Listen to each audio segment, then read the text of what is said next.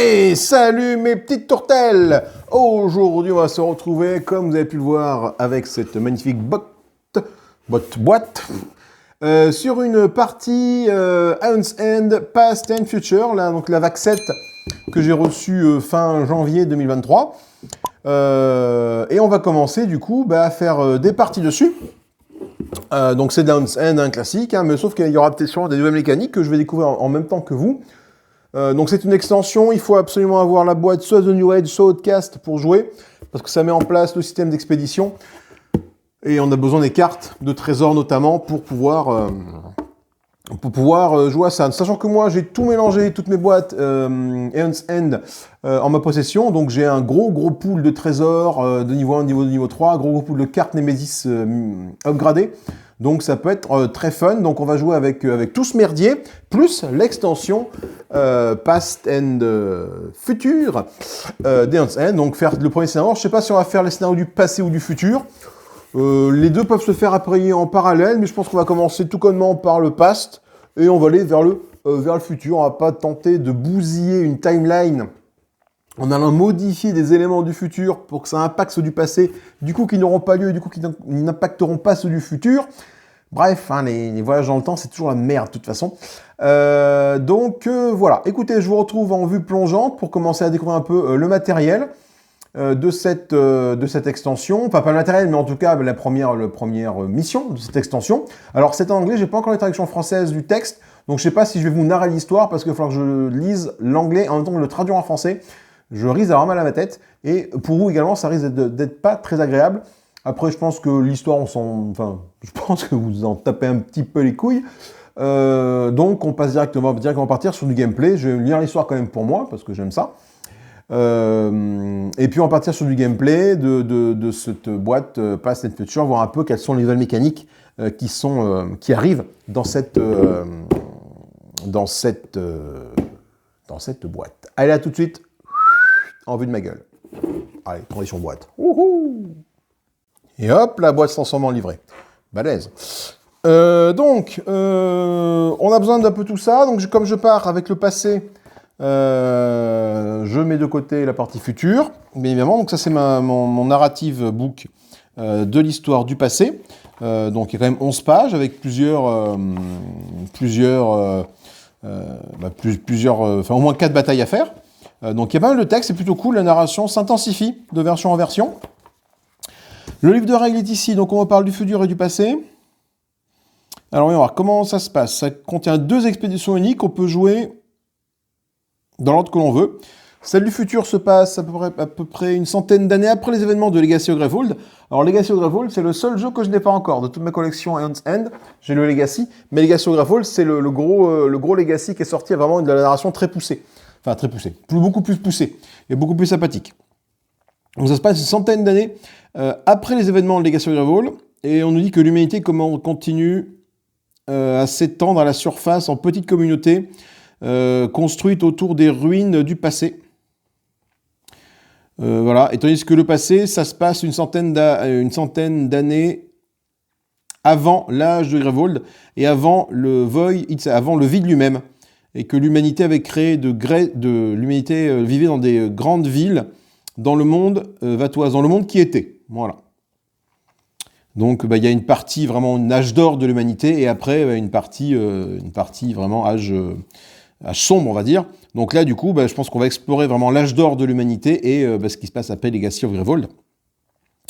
Donc qu'est-ce qu'on dit? On nous dit qu'il nous faut ça contient 2 expéditions, il peut être joué dans n'importe quel sens. Pour démarrer une expédition, on doit faire un supply en utilisant le contenu Aeon's End, comme lorsqu'on fait une expédition, basé sur les règles d'expédition de New Age et Outcast. C'est pour ça que j'ai pris les règles de New Age et Outcast qui sont avec moi ici, en tout cas de celle d'Outcast, pour démarrer l'expédition. Ensuite, on va choisir quelle expédition on veut jouer, et on va commencer à lire le bouquin narratif. Avant de commencer, on va lire le reste de ce livre de règles pour savoir ce qui se rajoute dans cette extension. Ça me paraît être assez intéressant. Donc pour démarrer une expédition, qu'est-ce qu'on fait?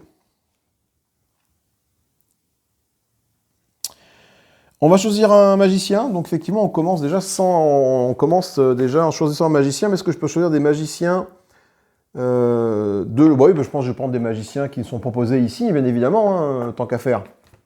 Plutôt que prendre des magiciens de la boîte. Tant qu'à faire, je vais prendre des magiciens qui me sont proposés. Alors, qu'est-ce que j'ai comme magicien ici? J'en ai pas des masses, des magiciens proposés.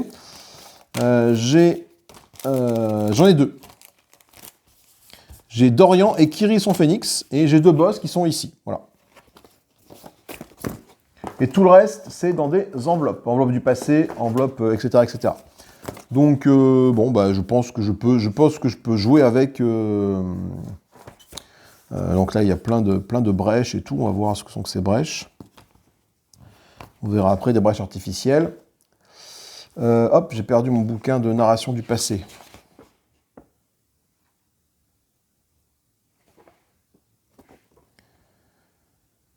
Ah oui, si je commence l'expédition du passé, je fais passe 1 et deck passe 1A. Et on ajoute les mages et les supply cards au baraquement. D'accord. Alors c'est là que je n'arrive pas à comprendre déjà le démarrage. On me dit d'utiliser les règles d'expédition. Setup supply. Bah ouais, mais... Ah oui, d'accord, j'ai commencé à faire un supply. Ouais. Setup supply, d'accord, ok. Donc en fait, les mages, du coup, on me dit pas de partir avec des mages. On dit de faire un supply comme pour les règles d'expédition ici. Donc pour créer un supply, je crée un supply de 9 cartes.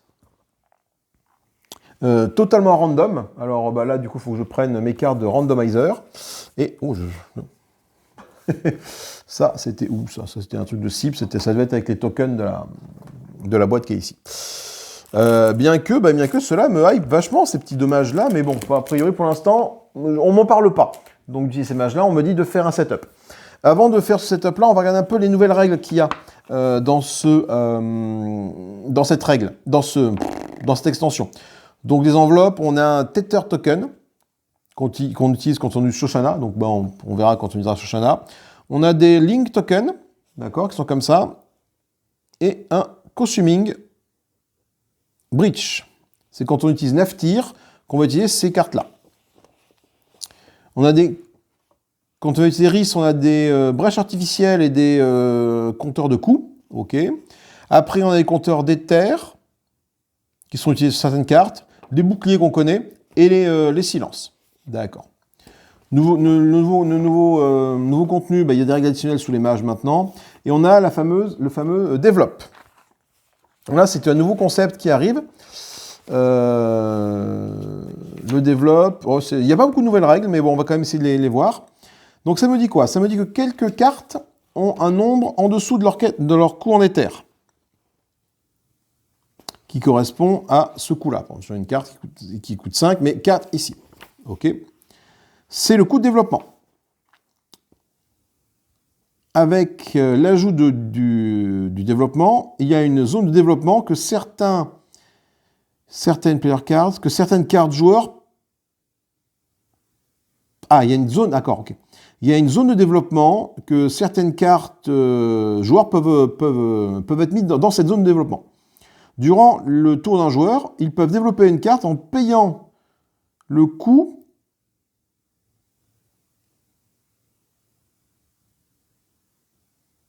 comme si c'était dans le marché ou dans la zone de développement. D'accord? Là, je traduis en même temps que je fais les règles, donc c'est un peu compliqué. Ce que je vous propose, c'est que je vais la lire plutôt d'abord et après je reviens vers vous. C'est plus simple. Ça évitera de faire une petite vidéo un petit peu hachée. Ok, donc le développement, c'est assez simple finalement. Le développement, à son tour de jeu, un joueur peut payer le coût de développement ici, que la carte soit dans une zone du marché, ici, du supply, ou que la carte soit dans la zone de développement. La zone de développement, on va dire qu'elle va être à côté ici, mais mes tapis de jeu commencent vraiment à être obsolètes par rapport aux différentes versions et aux différents ajouts de règles. On va dire que la zone de développement va être à côté. Quand je paye le coût d'une carte, donc à savoir ici 4, et que cette carte est dans la réserve, cette carte va aller dans la zone de développement. D'accord ? Donc j'aurais payé 4, je n'aurais pas gagné, mais elle va passer du marché dans la zone de développement. Si quand je paye son coût de développement, cette carte est déjà dans la zone de développement, cette carte, je la gagne.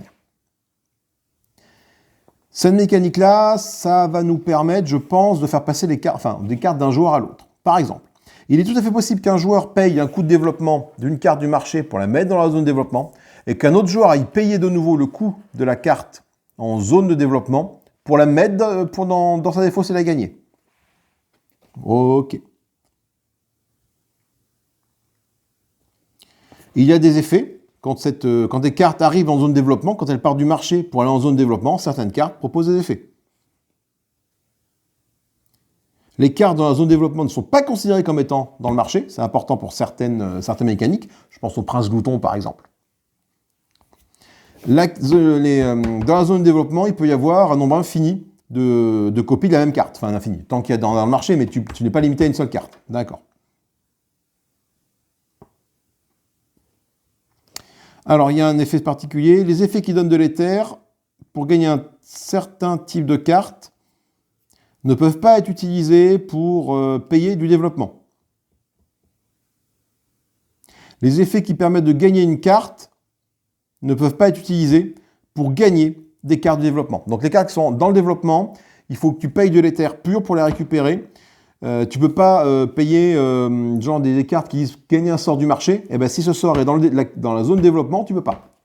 Voilà.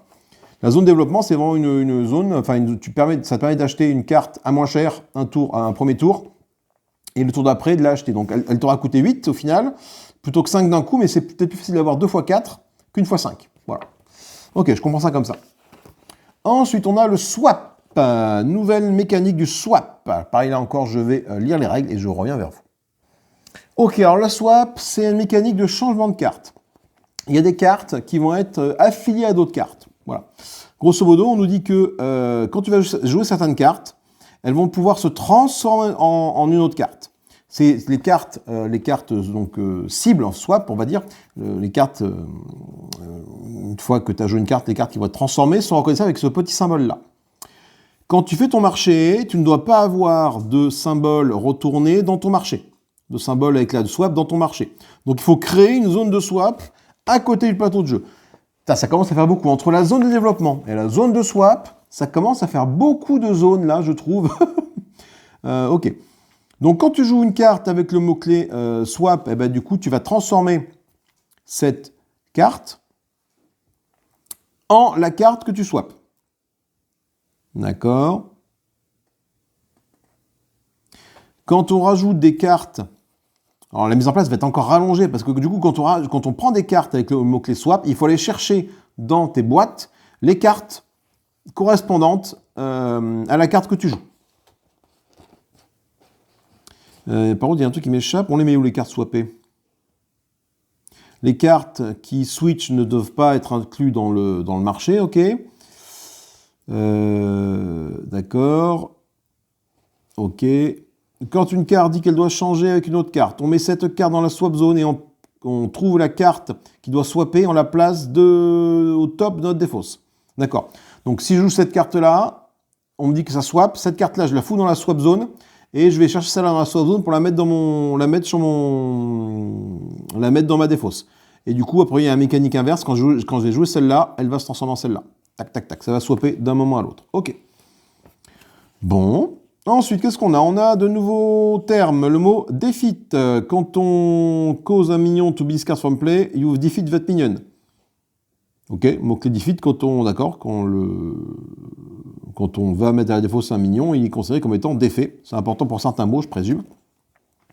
Defeated, voilà, bah oui, quelques minions maintenant ont le mot-clé defeated. Et on a knowledge. Certains effets nous fait gagner du savoir, du knowledge. C'est une nouvelle ressource qui peut être suivie avec ces marqueurs de knowledge, de livres. Le knowledge reste en place jusqu'à ce qu'on le dépense. Il n'y a pas de limite au nombre de knowledge qu'on peut avoir. Contrairement, par exemple, aux pulsations, on peut en avoir que 5. Ok, keyword. Donc il y a des nouveaux mots-clés également. Putain, mais il y en a une tétrachier là. Ouais, donc c'est des mots qu'on a déjà vus, voyons voir. Le token, Hauser token, ok. Il y a certains effets qui nous permettent de gagner des tokens d'Ether. Si on a des tokens d'Ether, on peut les jouer autour comme si c'était de l'Ether. Chaque token d'Ether vaut 1. Quand on utilise un token dans le défausse, on peut avoir n'importe quel nombre de tokens d'Ether. Durant notre phase de pioche, tous les tokens inutilisés sont défaussés. Ouais. Ah oui, donc ça veut dire qu'éventuellement, un joueur pourrait donner des tokens d'Ether à un autre joueur, et quand cet autre joueur joue, il peut jouer ce token d'Ether, et s'il n'a pas joué à la fin de son tour, il les perd. Donc tu peux avoir un portefeuille d'Ether, ce qui n'était pas forcément le cas avant. Un allié, ok. Attache, ça on l'a vu, on peut attacher des reliques à des brèches. Banished, ok. Baraque, conjure. Ah, conjure. Conjure, ça fait quoi, conjure? Quand on utilise l'effet conjuré d'une carte, on regarde au sommet, on regarde la première carte du sommet de notre pioche, et on peut préparer face down, on peut la préparer face cachée, sur une de nos brèches ouvertes, ou stabiliser ce tour-ci. Les sorts préparés sur des brèches sont considérés comme étant de coût 2. Et on le texte fait 2 points de dégâts. Quand on lance un de ces sorts, on le met face visible au sommet de notre pile. On peut regarder les cartes face cachées que l'on a préparées n'importe quand. D'accord, ok. Donc ça te permet de préparer des sorts face cachée en fait. Et c'est comme s'ils coûtaient 2, ils font 2 points de dégâts. Est-ce qu'on peut du coup conjurer une étincelle par exemple pour qu'elle fasse plus de dégâts? Je ne sais pas. On verra dans la partie. Dégrade, quand une Némésis force un joueur à dégrader une carte, mais ça on a déjà vu cette mécanique de dégradation je crois. Le joueur doit détruire une carte qui coûte 2 d'Ether ou plus. Ensuite, ce joueur peut gagner une carte du même type du marché qui coûte moins que le coût que la carte détruite et la met dans sa main. S'il ne peut pas dégrader de carte, ce joueur prend 2 points de dégâts.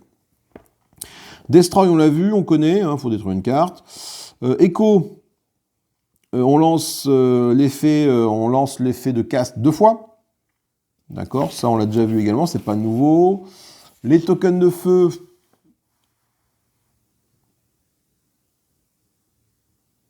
Various to track how much damage have done to location where you're fighting. Ok. Ah, des tokens de feu. C'est intéressant, un token de feu qui arrive. On a déjà vu ces tokens de feu qui apparaissaient avec The Burning Core. Nemesis d'Outcast. Ok, donc une nouvelle mécanique qui arrive là. Link, ok, ça on connaît. Des mots-clés liens, des sorts liés. Nemesis tier, ok. Les effets ou, les pulses, recall. Les effets de token, alors, les pulse tokens, on peut en avoir que 5 maximum. Et du coup, en fonction de certaines cartes, on gagne des effets en fonction du nombre de tokens pulsation que l'on a. Recall, ça fait quoi, recall? Recall signifie une fois par tour durant votre phase principale. Si cette carte est dans votre défausse, on peut résoudre cet effet. Ok, l'effet recall peut être utilisé seulement quand la carte est dans la défausse. D'accord. On peut utiliser cet effet lorsqu'on gagne la carte, ou sur un tour. D'accord. Donc, effectivement, une carte que l'on gagne, elle va directement dans la défausse, donc si elle a un effet recall, on peut s'en servir. Reveal, on s'en doute. Shield, on sait ce que c'est. Silence, on sait ce que c'est. Discard, Unleash, on sait ce que c'est. Déchaîner. Wandering, on sait également ce que c'est. Wandering, c'est qu'ils sont uniquement sensibles à la magie. Ok, donc pas mal d'apports dans cette extension. Pas mal de nouvelles choses. Donc bon, on va faire un petit marché. Je vais faire un marché random avec toutes les cartes en ma possession. Et après, on partira sur la narration et sur la préparation, bien évidemment, de la partie. On a quand même des petites cartes ici qui nous rappellent ce que c'est que le swap, ce qui nous rappelle ce que c'est que les tokens d'Ether, ce qui nous rappelle ce que c'est que le knowledge et le develop. Voilà, donc tous ces mots-clés-là sont rappelés sur des petits encarts, donc que tu peux mettre quelque part dans une boîte pour te rappeler de tous ces petits effets. Ok, donc moi je vais commencer à faire un petit marché random avec toutes mes cartes. Et je reviens à vous pour présenter le marché. On me dit de faire que le supply pour l'instant. On va choisir 9 cartes. Ok. Et on bannit toutes les autres cartes qui ne sont pas utilisées. Ok. De toute façon, comme j'en ai 9, forcément, pour la bataille 1, c'est forcément 9. Ok, donc je vais faire ça avec mon petit randomizer et je vous retrouve juste après. Hop, alors voilà, donc je me suis créé un petit marché à la volette avec mon randomizer. Donc on va regarder un peu ce que le marché me propose pour démarrer cette expédition past de l'extension VAC 7, bien évidemment, d'Ernst End. On commence avec le Vodium Spike. Je gagne 2. Chaque allié peut défausser une carte de sa main. Chaque allié qui a fait ça gagne une charge. Donc c'est chaque allié, c'est pas any ally, c'est chaque allié. Ça c'est plutôt cool. Ensuite, on a qui vient de Legacy, parce qu'il est en français. Le ramifié, je gagne 2 d'éther. Si j'ai 2 sorts préparés au plus, je gagne 1 supplémentaire. Painstone qui coûte 6 à l'achat. Gagne 3, ou alors gagner 2 et faire 1 point de dégâts. Ensuite, 2 reliques. Le Manifold Container. Gagner 1 d'éther. La prochaine fois que je gagne ce tour-ci, je peux aussi gagner une carte qui coûte moins que la carte gagnée. Ça va être très intéressant. Ça va de gagner. Du coup, dès que j'achète une carte, t'en gagnes 2 en fait. Le Transmutateur Lanes. On l'a détruit. On peut détruire une carte de notre main ou de notre défausse. On gagne une carte de n'importe où du marché qui coûte jusqu'à 6. Alors on parle bien du marché, on ne parle pas évidemment des éventuelles cartes qui seront dans la zone de développement. 3 sorts, le Précision Shot, qui a le mot-clé Link. Ça c'est intéressant parce que 2 sorts avec le mot-clé Link peuvent être préparés sur la même brèche, qui coûte 3 à l'achat. Ça fait 2 points de dégâts. S'il y a 6 cartes ou plus dans la défaut, ça fait 2 dégâts en plus. Donc potentiellement, je peux faire 4 points de dégâts pour 3 d'achat. Le Blaze, alors, qui est une mécanique assez rigolote, le Blaze, si je peux arriver à faire le focus dessus. Quand je gagne ceci, je peux la mettre au sommet de n'importe quelle défausse de n'importe quel joueur. 2 points de dégâts. Ça fait 1 point de dégâts pour chaque autre fois où je lance un Blaze ce tour-ci et pour chaque Blaze préparé quand le sort est lancé. Donc plus j'ai de Blaze, en fait, plus il va être puissant.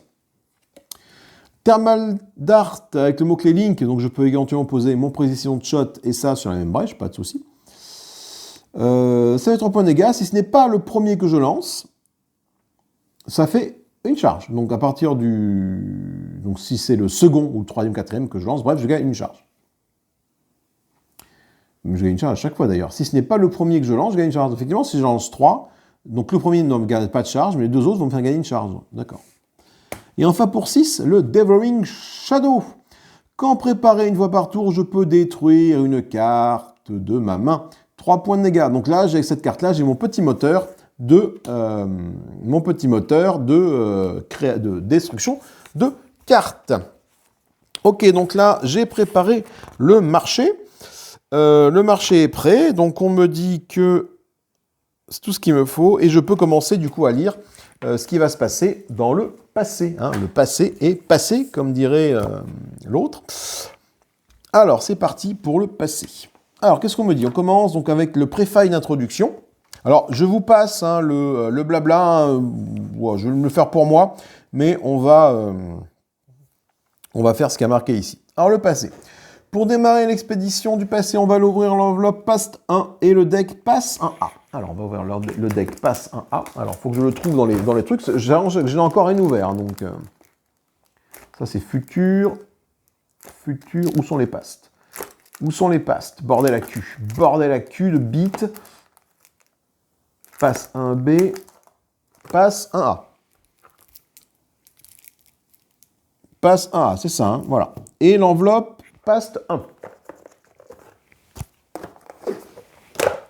Et l'enveloppe Past 1. D'accord, donc je vais commencer par ouvrir l'enveloppe Past 1 et voir ce qu'il y a dedans. Nous avons 2 mages à l'intérieur. Bon, on a 4 mages à l'intérieur, comme ça au moins c'est tranquille. On a 4 mages. Alors donc je pense que les mages qui sont là, ce sont des mages issus sûrement des bonus de KS, parce qu'ils sont déjà dans la boîte. Donc ceux-là, on verra. Donc on a quoi? On a Ona, comme mage, qui commence avec ses 4 brèches, on va dire classiques. Alors, complexité de jeu 6. On place Overaim, Sustain and Destroy in the Swap Zone. No cards begin in Ona's Ability Zone. Ok. Oh putain, alors franchement, d'accord, ils rajoutent alors, j'ai l'impression que la mécanique de ce jeu-là, c'est de rajouter des zones un peu partout. Donc on a la Develop Zone, la Swap Zone et cette zone-là. Donc, qu'est-ce que ça nous fait? On commence avec 3 cristaux, un Fossilized Flame, un Spark, Dans le starting deck, 2 cristaux, un Golden Geode, un Leeching Beacon, un Spark, une étincelle. Et on lit le dos de ça pour les règles additionnelles. Et son pouvoir, c'est pour 8 d'éther, donc 4. Durant la phase principale, on peut lancer le sort préparé sans le défausser, un de nos sorts à nous. Ensuite, on va résoudre les effets de toutes les cartes qui sont dans la zone d'habilité dans n'importe quel ordre. Les cartes dans la zone d'habilité sont toujours cartes in Ona's ability zone, always have their ability active and never be discarded. Les cartes qui sont dans la zone d'habileté de Ona sont toujours actives et ne peuvent pas être défaussées. Et du coup, on nous dit quoi? Que y a une zone... ok, donc là, elle a une zone d'habileté, par là, on va la mettre je sais pas trop où. Ok. On trouve également Willow. Willow, qui a une complexité 5, qui n'a pas de règle en plus additionnelle, intéressante, qui n'a pas de zone ici, parfait. Elle a beaucoup de cartes signature en main, une innovation, un Suncatcher, 2 cristaux et une étincelle. Et une innovation, 3 cristaux, une étincelle. Durant sa phase principale, elle gagne 5 knowledge. Knowledge, c'est les petits tokens avec les petits bouquins. Quand les cartes gagnées ce tour-ci peuvent être placées au sommet de mon deck, ou alors Gravold gagne 5 points de vie. Donc là, on a déjà quelqu'un qui soigne Gravold, c'est plutôt intéressant. On a Aurine. Aurine qui a une complexité 6. On nous parle de Laser Infuseur, Structure Stabilizer, Hélicoptère et une Swap Zone. Donc on a des cartes qui vont arriver dans la Swap Zone. Ok. Donc des cristaux, Iron Scrap, ok. Donc il a plein de cartes en main qui vont commencer dans la Swap Zone. Donc il est mécanicien. On peut lancer n'importe quel... son pouvoir principal, ça coûte 10 d'éther. On peut lancer n'importe quel nombre de sorts préparés sur des brèches avec des reliques attachées sans défausser ses sorts. Ok, donc il faut qu'il y ait des reliques attachées là-dessus pour pouvoir lancer les sorts, bien évidemment. Et enfin, on a Nadea. Nadea qui est le garde de la ville. Nadea qui a une complexité de 7. Et lui qui a une Legacy Coin et un Spectrolite dans la Swap Zone. Ok, donc il y a beaucoup de choses dans cette fameuse Swap Zone. Donc c'est sûrement des cartes à lui. Hein. On va voir un peu ce que c'est toutes ces cartes. Durant sa phase principale, n'importe quel joueur gagne 3 points de vie. S'il y a 5 ou plus de cartes qui coûtent 0 dans sa défausse, n'importe quel allié peut gagner un sort et le mettre dans sa main. Ok, bon déjà on a ouvert ça. On va voir maintenant ce qu'il y a dans ce paquet-là. Pardon pour la pause. Du coup, on va ouvrir ce paquet. Stop. On va ajouter les mages et les supply cards à notre baraquement. On peut changer n'importe quelle carte supply de notre deck avec notre deck initial. Et on peut bannir les cartes, bien évidemment, qu'on n'a pas utilisées. Donc dans notre baraque, on va voir ces 4 mages-là. Et on va voir un peu ce qu'il y a comme carte ici. Donc je pense déjà il y a les cartes signatures des différents personnages qu'on va regarder ensemble. Donc là, à mon avis, il y aura une vidéo de préparation et une vidéo de partie. Hein. Ça fait déjà un moment qu'on blablate.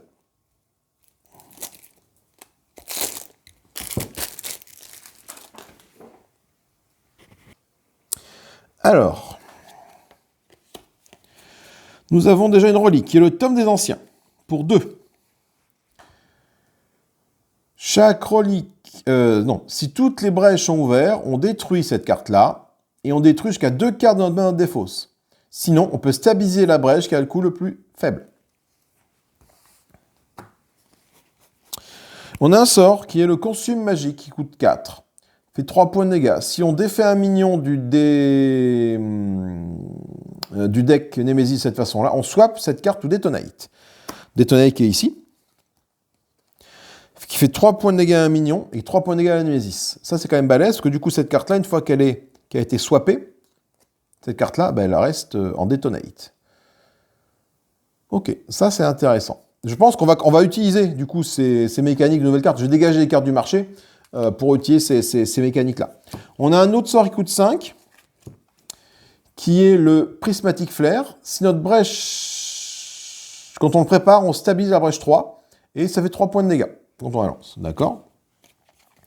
Ensuite, on va se retrouver avec plein de cartes ici. Le Iron Scrap, l'Energy Router, le Kunger Scrap, le Structure Stabilizer, Iron Scrap, Aether Infuseur, Automaton Prototype, Hélicoptère. Ok, donc tout ça, là, a priori, ce sont les cartes liées à notre ami Oren. Oren, on me dit de mettre Donc le Aether Infuser.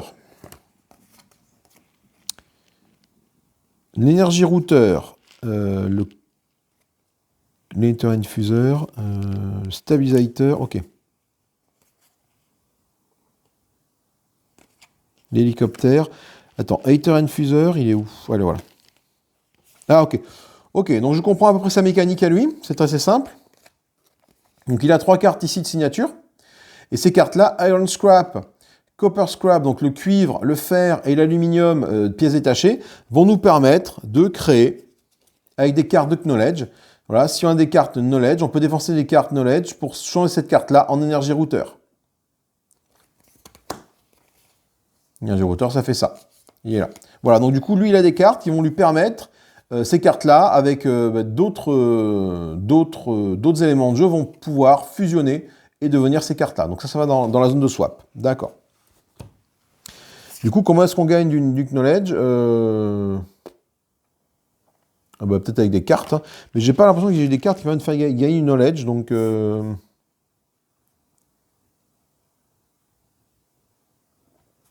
mis à part avec Willow qui gagne du knowledge. Mais comment est-ce que je gagne du knowledge?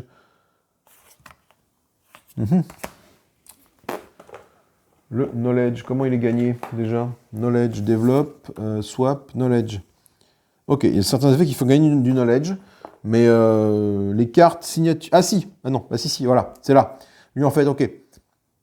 Quand on ouvre une brèche au tour-ci, on gagne un knowledge avec la lance-scrap. Ok, donc lui, il nous fait gagner du knowledge avec ses cartes lui-même. Ok, donc lui, ça, il va s'auto-alimenter en connaissances. On a les cartes de Willow. Willow, elle n'a pas de mise en place particulière. Willow, elle commence avec Innovation, Suncatcher et Innovation. Elle a 3 cartes signatures qui sont ces 3-là. Innovation permet de gagner un knowledge ou dépenser 2 knowledge, détruire une carte de notre main ou notre défausse et de gagner une carte du même type du marché qui coûte up to 4. Qui coûte jusqu'à 4 de plus que la carte détruite. D'accord? Et là, le Suncatcher, ça fait gagner un d'éther. C'est une relique. Ah, c'est une relique. Ok. Ensuite, on a les cartes signatures de Ona, qui sont ici. Ona, elle a commencé avec donc des cartes dans la swap zone, et pas de cartes dans sa zone d'ability. Elle commence avec donc l'Overlame Sustain. Overlame, Sustain and Destroy. Ok. Ces cartes-là commencent dans la swap, parce que déjà il y a ce symbole-là, et elle a ces cartes-là ici. Donc elle va gagner du knowledge, elle va gagner des tas de trucs, en fait, voilà, grosso modo. Et ça va swapper avec l'autre, ok. Et enfin, on a le garde de la ville, qui est Nadea, qui est un complexi de 7. Il va commencer avec le Legacy Coin et ces 2 cartes-là, Spectralize et Legacy Coin, dans la zone de swap. Il y a un petit symbole ici, tiens, c'est rigolo. Je vois ce que ça fait exactement, ce petit symbole. Et il a des cartes qui vont lui permettre d'aller, grosso modo, les récupérer avec le fameux recall. Ah, ok. D'accord, ça y est. Le recall, il est là. Le fameux recall, c'est ce que tu peux utiliser quand ta carte est dans ta défausse. Et c'est ce petit symbole-là qui te rappelle que tu as du recall. Ouais. Alors, franchement, ça rajoute énormément de mécanique. Et j'ai peur que ça rajoute trop de mécanique et que le jeu en devienne imbitable. Je suis un peu... Ouais. Je suis pas... Bon, c'est pas grave. On me dit quoi? On me dit que je peux choisir... D'accord. Donc, je vais remplacer mes cartes par ce cas-là. Je vais dégager le Transmutator Lens, là, donc je l'aurai plus de la partie, par le tome des anciens. Voilà, là ça me plaît. Ensuite, j'ai une gemme ici. Non, ça c'est pas des gemmes, ça c'est des cartes signatures. J'ai 2 sorts. Un qui coûte 5, un qui coûte 4. Je vais dégager le Blaze ici, pour mettre le Consume Magique là, avec ses cartes swap. Et je vais dégager le Devouring Shadow ici, qui fait 3 points de dégâts, avec le Prismatic Flare, qui permet de stabiliser la brèche 3. Voilà. Donc ces cartes-là sont bannies, et je ne les reverrai pas, de toute ma campagne du passé. Bon, c'est pas bien grave, cela dit. Ok. Quel mage je vais choisir pour ma partie? Franchement, ils ont une quantité de 6, 7, 5, 6. Je le prends au pif. Allez, on prend au pif. Et de toute façon, ils sont dans mon baraquement, les mages. Donc, du coup, je les aurai pour la partie d'après, hein, s'il faut. Donc, ça sera... Je regarde pas. Hein, ça sera toi et ça sera... toi. Donc, j'aurai, pour cette partie-là, j'aurai l'inventeur Oren et Ona. Ok. Donc, Oren, il a ça avec lui. Et Ona, elle a ça. Donc ça, du coup, je mets ça dans mon baraquement. Avec ces personnages-là. Ensuite, qu'est-ce qu'on me dit? On me dit, quelle némésis va-t-on affronter? On va pas affronter une némésis particulière. On me dit d'utiliser l'endommagement card de notre Aonsen Collection pour faire une bataille de niveau 1. Et les cartes basiques. Ok, donc du coup, là, je vais faire une bagarre basique contre n'importe quelle némésis de rang 1. Voilà. Donc il faudrait lire l'histoire pour savoir pourquoi est-ce qu'on affronte des trucs de rang 1, mais bon, c'est pas bien grave. Donc je vais chercher mes cartes randomizer pour faire ça, et je reviens vous voir. Parmi toutes les cartes Némésis de rang 1, j'ai 1, 2, 3, 4, 5, 6, 7, 8 Némésis de rang 1 dans toute ma collection. On va voir ça. On a l'expérimentation 153 qu'on peut affronter. On a Bladus qu'on peut affronter. On a le chevalier des Shackles, je ne sais plus comment il s'appelle lui. Knight of Shackles. On a le Titan de l'Ambre. On a le Spanning Horror. Alors attends, d'où c'est? Attends, on va essayer de se rappeler d'où vient ce petit monde. Là, ça vient de New Age. Non, Outcast, lui. Outcast. New Age, non, N-I-N-A. Lui, c'est Legacy. Oui, c'est lui, il vient de Legacy. Ah, bah c'est marqué dessus, je suis con, moi. Outcast, c'est marqué là, Kono. Lui vient d'Outcast. Lui vient de Legacy. Lui vient de The Void. Lui vient de Gare Éternelle. Lui vient de Legacy également, le Spanning Horror. On a la Reine Carapace qui vient de la boîte de base. On a Maggot qui vient de The New Age. Et on a Rage Incarné qui vient de la boîte de base. Allez. Donc on va mélanger tout ça et on va affronter une Némésis parmi celles-ci.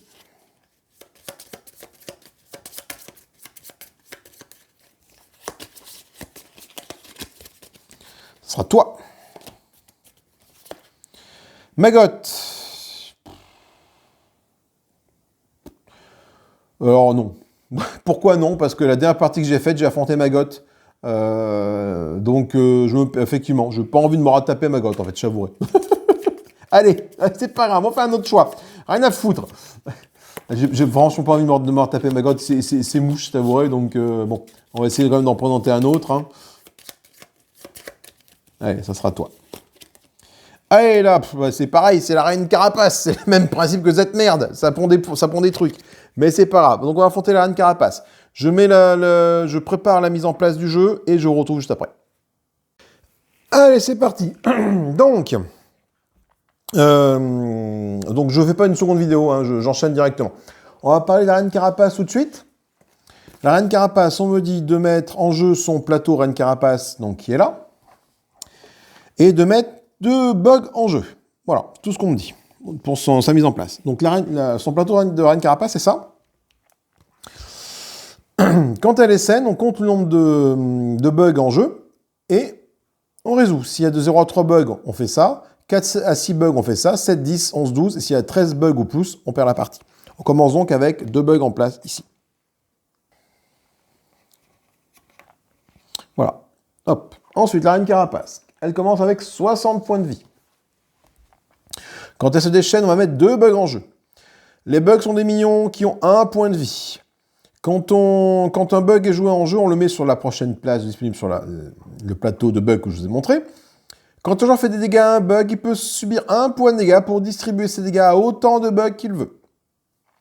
Quand la carapace a 15 bugs ou plus en jeu, et qu'on doit mettre un autre bug en jeu, Gravold subit 1 dégât à la place. Ok.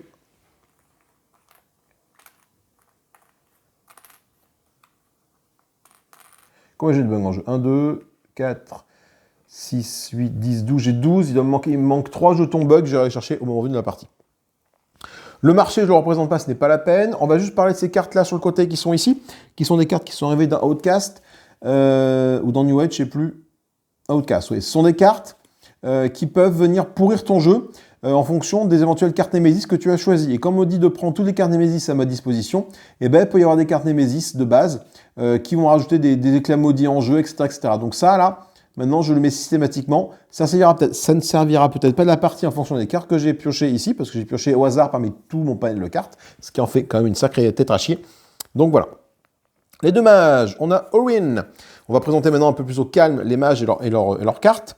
Donc on m'a dit de mettre dans la swap zone ici des cartes de Orin. Donc ces cartes-là, ces 4 cartes-là sont les cartes de Orin qui arrivent dans la swap zone. Hein. On verra au fur et à mesure qu'on les sortira. Il commence avec 2 cristaux. Avec un Iron Scrap qui fait quoi? Permet de gagner un d'éther. Je peux dépenser 3 connaissances pour switcher ça dans l'énergie routeur. Quand j'ouvre une brèche ce tour-ci, je gagne un knowledge. D'accord? Et j'ai l'automaton prototype. C'est un sort qui fait 1 point de dégâts. Si je détruis un minion du deck Némésis ce tour-ci, je gagne un knowledge. Donc attention, hein, un minion du deck Némésis. Hein, les bugs ne comptent pas, parce qu'ils ne sont pas du deck Némésis. Je peux dépenser 2 savoirs pour changer ça en hélicoptère. On verra ce que fait l'hélicoptère après. Ok, et dans ma main, j'ai le Copper Scrap et l'Aluminium Scrap, qui font à peu près la même chose, hein, qui peuvent être changés en d'autres cartes. Il commence avec une brèche 1 ouverte, brèche 2, brèche 3, brèche 4, comme ceci. Ok. On a Ona également. Ona ici, donc elle qui a une zone d'habileté en plus, hein, qui va être dessous. Hein, là, voilà. Donc ça va être un peu compliqué. Ou dessus, alors elle aura les sorts préparés ici. Je ne sais pas trop comment je vais me débrouiller. Elle a des sorts qui sont partis dans la swap zone également. Elle a le Fossilite Flame, gagne 1. Je peux dépenser 2 de savoir pour changer ça en Overwhelm. Quand je gagne une carte qui coûte 5 ou plus ce tour-ci, je gagne un knowledge. D'accord. Donc du coup, le knowledge, c'est cette carte-là qui va lui permettre d'acquérir de la connaissance. Je n'ai pas parlé du pouvoir spécial de Orin. On va reparler de son pouvoir spécial rapidement. On lance n'importe quel sort préparé depuis des brèches auxquelles il y a des reliques attachées, sans défausser le sort.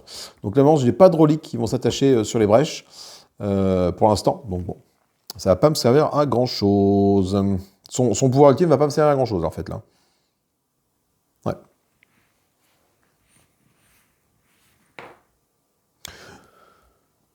Remarquez, ça peut au pire permettre de lancer des sorts. Ah non. Non, avec des reliques attachées. Il faut qu'il y ait des reliques attachées dessus. Donc, s'il n'y a pas de reliques attachées, son ulti, ça ne sert pas à grand-chose. Ok, donc c'est très, très situationnel. Là, par contre, là, je peux lancer un de mes sorts à peu près sans le défausser, et après je peux résoudre les effets de toutes les cartes qui sont dans ma zone d'habileté dans n'importe quel ordre. C'est peut-être plus intéressant déjà ça. Le marché, on l'a vu tout à l'heure, je ne vais pas le représenter. La reine carapace, on en a parlé. Eh bien écoutez, je propose de commencer la partie. Hein. Comme j'ai vu plusieurs fois le jeu, la vidéo en pause, je ne sais pas combien on en est de temps de vidéo, mais il est temps de démarrer la partie. Allez mes petits cocos. On va voir un peu ce que valent ces deux nouveaux mages. Némésis commence à jouer. Donc, comme d'habitude, écoutez, ce qu'on va faire, c'est qu'on va tirer une carte Némésis, parce que là, il ne se passe rien. On tombe sur le Broodwomb. 5 points de vie. Oh putain, oui. S'il y a au moins un Némésis, un bug en jeu, on dégage tous les dégâts faits à cette bestiole-là. Sinon, quand il va se déchaîner, par exemple, persistant, on met un bug en jeu. Donc il faut que j'ai d'abord buté les 2 bugs qui sont là avant de l'attaquer lui. Putain, lui, il va être chiant. Parce que lui, il va générer du bug à l'infini tant qu'il n'est pas mort. Ah, va te faire... Putain, t'as parti. Donc du coup, persistant, on met un bug en jeu. Hein. Voilà. Donc on est à 3 bugs, hein, sur la piste des bugs. Et on tire une carte Némésis. Carte Némésis, c'est la Coon Carapace. On met un bug en jeu pour chaque carte hors du tour, dans la défausse hors du tour. Bon, vraiment, ça tombe maintenant. Il y a 2 cartes ici. Donc, on met 2 bugs en jeu. Bien. Bien. Ça commence la pression. Bon, du coup, les mages vont pouvoir jouer maintenant. C'est plutôt de bonnes nouvelles. 1. Alors, toi. Qu'est-ce qu'on a envie de faire? Avec ça, je peux gagner... J'ai 3 d'éther, cela dit. Et 3 d'éther et 2 sorts en main. Donc, je pense que son premier tour, il est plus ou moins carré. Hein, lui. On va ouvrir cette brèche-là. Voilà. Donc avec 2 cristaux plus mon Iron Scrap, je peux dépenser 3 knowledge pour changer ça en énergie routeur, mais je n'ai pas 3 knowledge. Par contre, quand j'ouvre une brèche ce tour-ci, je gagne 1 knowledge. Donc je vais gagner 1 de connaissance. Et je peux préparer mon étincelle ici et mon prototype ici. Et ça va dans ma défausse, dans ce sens-là. Je mets comme ça. Et je pioche 5 cartes. Je me retrouve avec mon Iron Scrap en main. Ça fait que je gagne 1. Je peux dépenser 2 pour changer ça en Aether Infuseur. Et quand je gagne un tour ce tour-ci, je gagne 1 d'Ether. Et le Copper Scrap, je gagne 1. Si j'ai 3 sorts préparés ou plus ce tour-ci, je peux gagner 1 Knowledge. Je peux dépenser 3 Knowledge pour changer cette carte-là en Structure Stabilizer. Oui, il y a peut-être moyen de faire un petit combo là. Il faut que je réfléchisse, on va voir. Joueur 2. C'est donc à Ona de jouer. Ona, qu'est-ce qu'elle a en main? Ona, elle a déjà ça. Je gagne 1. Je peux dépenser 2 de connaissances pour changer cette carte-là en Overwhelm. Si j'achète une carte ce tour-ci qui coûte 5 ou plus, je gagne 1 knowledge. Mais j'ai 1, 2, 3, j'ai 4 d'éther. Donc ce que je vais faire, c'est que là, je vais mettre mon étincelle ici. Et pour 4, je vais acheter ça. Le Reddit Ramifié. Je gagne 2. Si je 2 sorts en plus, je peux gagner en plus. Je me sens que j'ai pas fait un truc dans la zone des cartes swap. Je vais vous en parler juste après. J'ai 2 sorts en main, 2 gemmes. Alors c'est quoi? J'ai Leeching Beacon. Quand on sort préparé, s'il y a un sort qui coûte 5 ou plus préparé dans une brasse adjacente, je gagne 1 de connaissance. Je fais un point de dégâts, je peux dépenser 2 de connaissance pour transformer ça en sustain. Et là, Golden Geode, c'est une gemme, je gagne 1. Je peux dépenser 2 de connaissance pour détruire cette carte. Pour gagner cette carte-là, et la transformer en Destroy. Quand j'ouvre une brèche ce tour-ci, je gagne 1 de connaissance. Ok, bon. Oui, j'ai oublié de... J'ai ce paquet de cartes qui est là, le consume magique, là. Hop, qui a des cartes qui vont dans la swap zone. Le Detonate arrive ici, dans la swap zone. Quand je vais lancer ça, je vais pouvoir le transformer en Detonate. Ensuite, qui joue qui joue? C'est toi. Alors toi, on va faire 1. Donc si j'ai défait un minion qui vient du deck, ben, je gagne 1 knowledge. Je peux dépenser 2 de connaissances pour changer ça en hélicoptère. Je n'ai qu'un de connaissances, donc je ne veux pas le faire. Par contre, je fais 2 points de dégâts sur 2 bugs qui sont ici. Histoire de... Parce que lui, tant qu'il est là, il va me générer du bug. Et tant qu'eux sont là, je ne peux pas le tuer, lui. Donc c'est très très limité.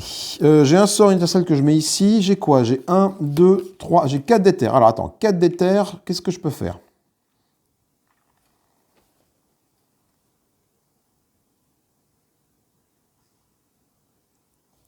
J'ai 3 sorts aussi ce tour-ci, je peux gagner 1 knowledge. Ouais, mais ce que je peux faire éventuellement, c'est je gagne 1, 2, 3, je gagne 4 d'éther. Pour 4 d'éther, si je gagne un sort ce tour-ci, je gagne 1 knowledge. Donc pour 4 d'éther, je pense que je vais acheter le consume magique. Parce que j'ai 1, 2, 3, 4. Ok. Et du coup, en faisant ça, je gagne 1 knowledge. Ok. Et ah ben non, oui, je peux pas le faire dans ce sens-là. Eh oui. Parce que du coup, je peux dépenser 2 pour transformer cette carte-là. Mais le truc, c'est que j'ai gagné ça, mais vu que je résous les effets dans l'ordre, je gagne ça, c'est ça, c'est ça. Ben, je ne peux pas utiliser 2 knowledge pour changer ça. Par contre, celle-là, est-ce que je peux le faire? Celle-là, j'aurais peut-être pu le faire dans l'autre sens, tu vois. Si j'avais eu 3 sorts préparés, sans lancer mes 2 sorts, ça passait. Tant pis. Tant pis. Allez, on met ça dans ce sens-là. J'ai 2 connaissances déjà sur mon personnage. Je me retrouve avec mon prototype et mon scrap ici. Et en ouvrant une brèche, je gagnais un knowledge. Par contre, ouvrir une brèche tour-ci, c'est plus compliqué. Donc du coup, le knowledge là va moins vite arriver. Bon. Et enfin, dernier tour, c'est donc à Ona de jouer. Ona, elle va lancer ça sur toi pour t'enlever un bog. Et elle a ça sur elle. Alors ça sur elle, elle a quoi? Elle a 2 sorts et 4 gemmes, 3 gemmes, donc du coup, bah, je pense que je vais pas trop me poser de questions. Hein. J'ai 3 d'éther, je vais ouvrir cette brèche-là. Je peux dépenser 2 de knowledge pour ça. Malheureusement, pour le faire, bah, j'ai qu'un knowledge que j'ai gagné tout à l'heure. Non, j'ai même pas de knowledge, j'en ai pas du tout. Par contre, quand j'ouvre une brèche ce tour-ci, c'est quel cas, je gagne 1 de connaissance. Donc je gagne un knowledge que je mets ici. Et je vais mettre ça ici. Et ça ici. On me dit quand il est préparé à côté d'un sort qui coûte 5 ou plus. Il est préparé à côté d'un sort qui coûte 0. Donc du coup, bah là, pas de tracas pour l'instant.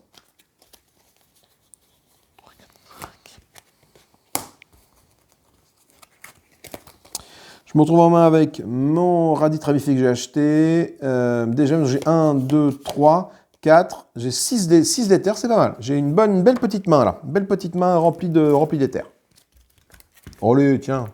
Prends ça le téléphone. Je pensais que ça allait être un petit peu lourd, cette notion de connaissance, mais ça va. Parce qu'en fait, ça rajoute quand même à gérer le knowledge, ça rajoute les zones de swap, les zones de développement de cartes, mais là pour l'instant j'ai pas de carte développe, donc du coup c'est cool, ça va. Ça va arriver au fur et à mesure, je pense, bien évidemment, mais... Ah, mais j'ai oublié de mélanger cette carte-là. Recommençons le mélange, c'est pas grave.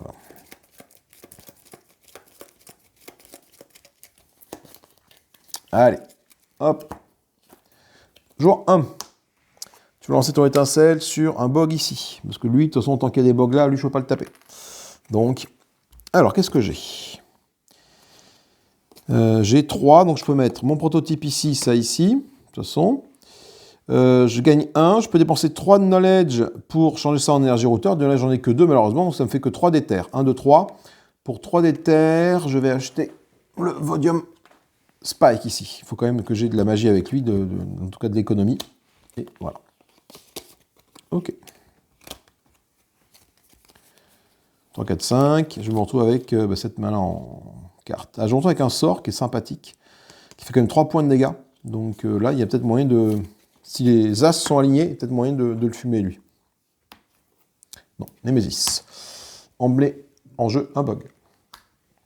Et on tire une carte Némésis. Déchaîné. N'importe quel joueur subit 3 dégâts et tire une carte. Donc déchaîné, on met 2 bugs en jeu. Un bug, 2 bugs. N'importe quoi pour ton point de dégâts, il subit, ça va être toi, tu vas tomber à 7, et tu vas piocher tu vas piocher une carte, tu remarques que la carte que tu vas piocher, c'est celle-là. Une étincelle, ça vaut le coup ou pas, je sais pas. Hop là. Ensuite, joueur 2. Alors, toi. Ah, là, c'est intéressant, par contre. Là, je fais 1 point de dégâts sur toi, 2 points de dégâts sur toi. Donc, je tue 2 trucs comme ça. Je peux dépenser 2 de knowledge pour gagner du système. Alors, du knowledge, j'en ai qu'un. Donc, bah non, malheureusement, ça ne marche pas. Bon, c'est pas grave. Je me retrouve ici avec... je peux dépenser 2 de knowledge si je gagne... Pour transformer ça en overlay, j'ai qu'un knowledge. Par contre, je peux... Si je gagne une carte qui coûte 5 ou plus ce tour-ci, je gagne un knowledge. Donc là, j'ai 1, 2, 3, 4, 5, 6. J'ai 6 d'éther. 6 éthers, je vais peut-être prendre la Painstone qui est là. Et après, j'irai chercher des sorts. Mais la Painstone, ça fait 3, et ça fait 2 et 1 de points de dégâts. C'est intéressant, parce que du coup, eux, ils ont un point de vie. Donc je pense que ça, c'est quand même une bonne carte contre la Reine Carapace. Donc c'est une carte qui coûte 6, et grâce à... c'est pas la bonne main. Grâce à mon Fossilized Flame, j'ai acheté une carte Yoga Flame qui coûte 5 ou plus. Ce tour-ci, je gagne 1 de connaissance. Donc je suis donc à 2 de connaissance avec ce personnage, ce qui fait que je pourrais bientôt, éventuellement, transformer une de mes cartes pour aller la chercher dans la swap zone. 1, 2, 3, 4 et un 5. Je me retrouve avec ça. Un sort. Je me retrouve avec 2 sorts et ça. Ah, je peux dépenser ça pour gagner la carte Destroy. J'ai 2 knowledge. Je verrai bien ce que ça donne, cette carte.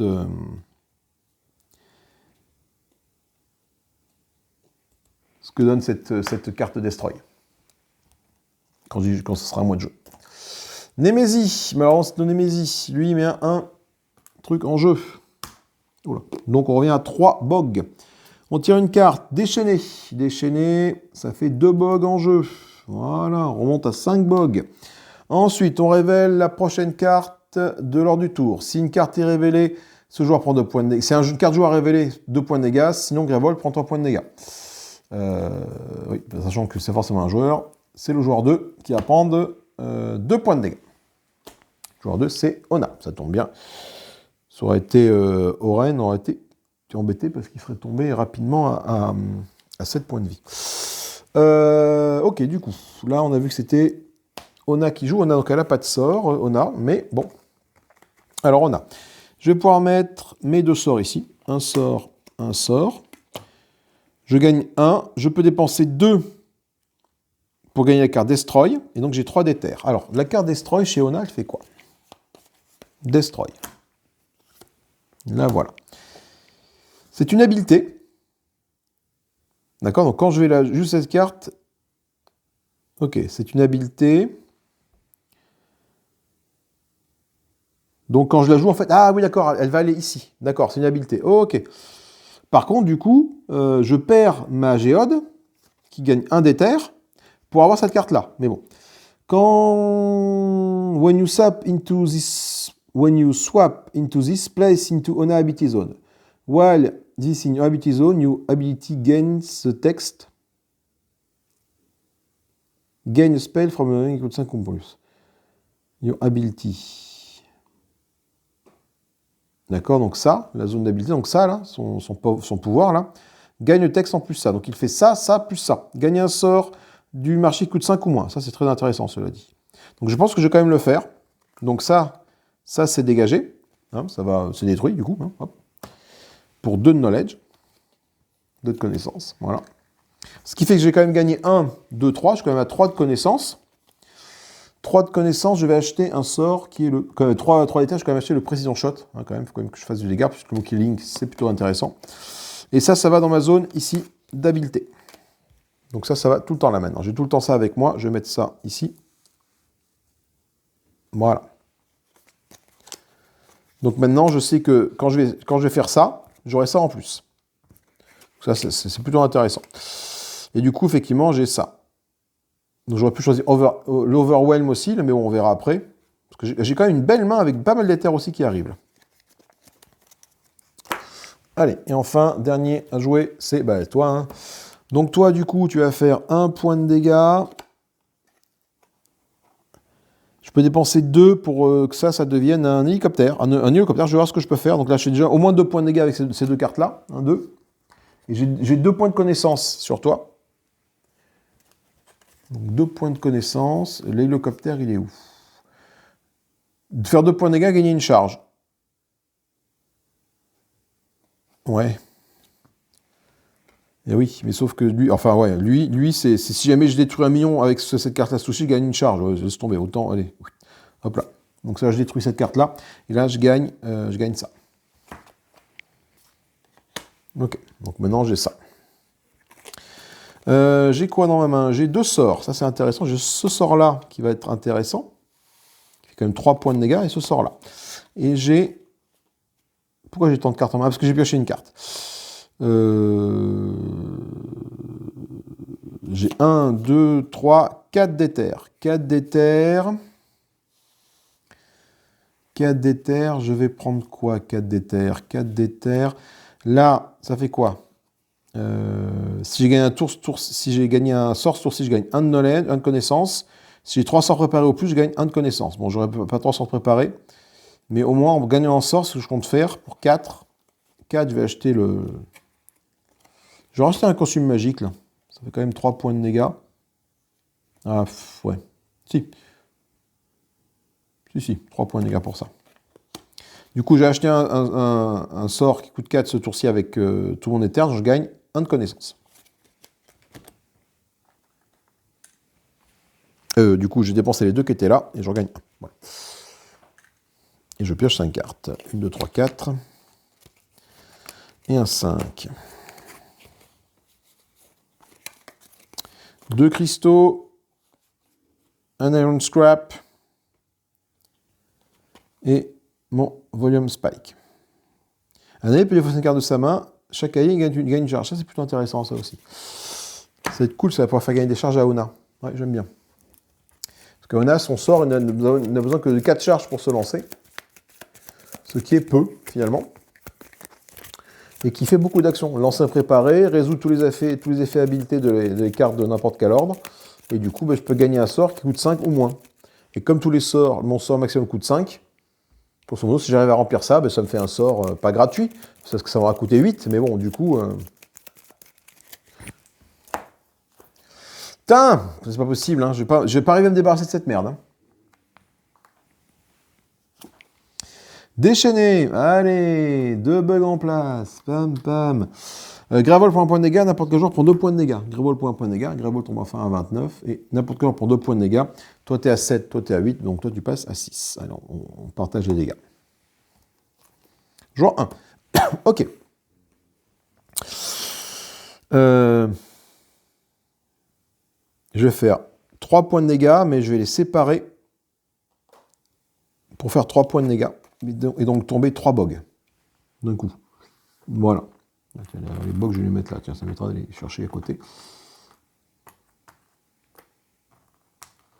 Et avec mon étincelle qui me reste, ça fait 1 point de dégâts. Et donc, il ne reste plus que 2 bogs.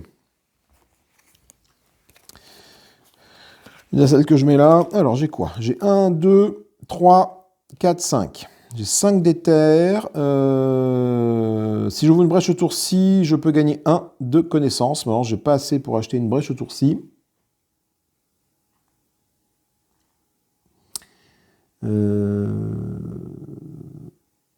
5 d'éther, ça fait 3 points de dégâts. Ça stabilise la brèche 3, ça.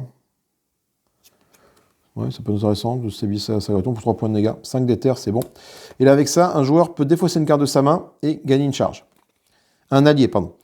Là, si j'ai 3 de connaissance, non. J'ouvre une brèche, je gagne une connaissance, je n'ouvre pas de brèche. Ok. Donc, je vais faire défausser une carte à Ona. Elle va défausser un cristal pour gagner une charge. Tout simplement.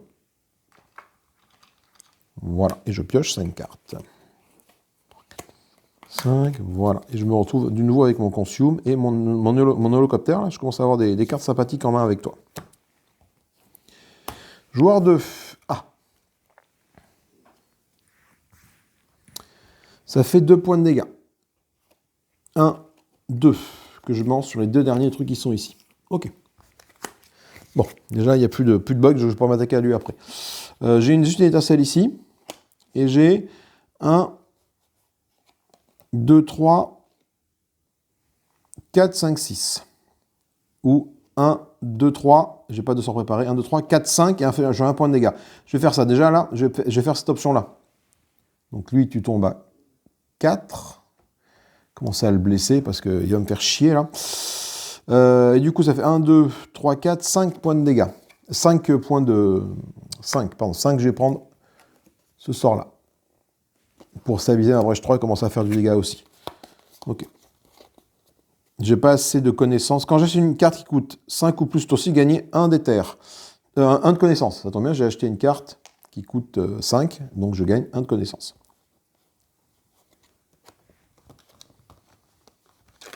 1, 2, 3, 4, 5. Prochaine main. Oh, une main à charge, ça. Je vais gagner 2 charges. Ça peut être intéressant ici. Joueur 2. 1 point de dégâts sur toi. Toi, il faut absolument que je me débarrasse rapidement de toi pour que tu arrêtes de me pondre des bestioles. J'ai un précision shot que je vais mettre ici et j'ai 4 d'éther. 4 d'éther. Qu'est-ce que je peux prendre pour 4 d'éther? Voyons voir, je peux prendre ça, je peux prendre ça, je peux prendre ça, je peux prendre ça. Ça fait quoi ça? Si toutes mes brèches sont ouvertes, je détruis ça et je peux être jusqu'à 2 cartes de ma main. Sinon, je stabilise la brèche. Ah oui, non, je vais prendre ça. Je vais prendre ça 2 fois, peut-être. Je prends ça 2 fois. Voilà. Comme ça va m'accélérer mes stabilisations de brèche avec elle. Ça peut être pas déconnant. Hop, hop. Et au pire, quand toutes les brèches sont ouvertes, du coup, je pourrai m'en débarrasser. Et 5 cartes. Je me retrouve avec une belle main quand même, hein, mais il faut que j'ouvre cette brèche-là. Au moins, je stabilise. J'ai 3, 4. J'ai 4 d'éther. Bon, 4 d'éther, je pourrais au moins tourner celle-là d'un cran.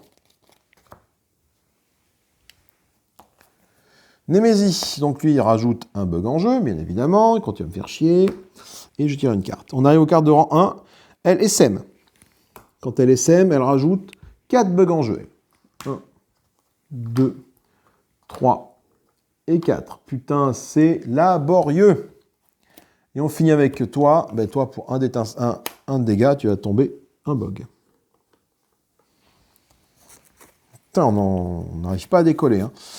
Je me retrouve avec mon costume magique, je mets ici. Je me retrouve avec ça, que je mets ici. Et alors là, j'ai quoi? Dans quel sens je peux le faire? Si j'ai 3 sorts préparés au plus, je gagne 1 de connaissance. C'est pas le cas. Je peux dépenser 3 de connaissances pour transformer cette carte-là. J'ai qu'un de connaissance, donc ça, pour l'instant, je m'en fous un peu. Je gagne 1, je peux dépenser 2 de connaissances pour changer celle-là. Si j'achète un tour sur 6, je gagne 1 de connaissance. Donc j'ai 3 d'éther. Pour 3 d'éther, je vais gagner le Précision Shot qui est ici. Voilà, et ça va me permettre de gagner 1 de connaissance. Par exemple, je me focalise trop sur cette nouvelle mécanique de la connaissance. Et pas assez sur mes brèches ou sur mes gemmes. Donc là, je pense que je vais être embêté à un moment donné, je n'ai pas assez d'éther. Voilà, je retrouve quand même ça. Ah, si je peux faire gagner une charge à un copain et 3, je pourrais saver cette brèche-là, je pourrais mettre tous mes sorts en place. Ouais, si. Allez. Et j'ai 2 de connaissances sur toi, 1 de connaissance sur Ona. Donc là, si ça se passe bien, dans l'ordre, il faudrait que ce soit Ona puis Oren qui joue. Dans l'ordre. Comme ça, Ona avec son Précision Shot me tue 2 bugs. Toi, avec ton hélicoptère, tu me tues 2 bugs. Bon, tout le monde perd des points de vie. Et toi, avec ça, tu me tues ça en un coup. Et donc ça, je le swap en Detonate.